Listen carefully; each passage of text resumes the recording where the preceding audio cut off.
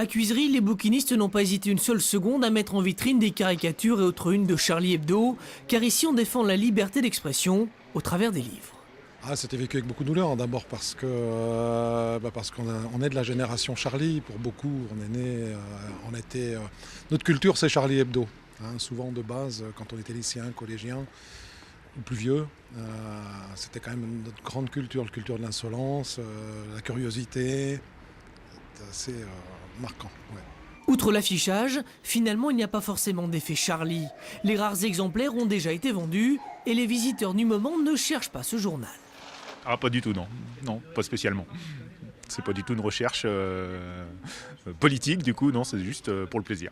Moi, je l'ai déjà, donc je vais laisser ça à ceux qui ne l'ont pas encore. Hein. J'ai tellement eu du mal à l'avoir que je vais laisser la chance aux autres, comme dirait l'autre. Hein. Voilà. Après, si j'en trouve un exemplaire qui est un peu rarissime, peut-être que je le prendrai, oui. Pourquoi pas. Mais au-delà des Charlie Hebdo, il existe aussi des livres de caricatures signés Wolinski ou Cabu. Sont-ils devenus rares? Non, pas plus, non.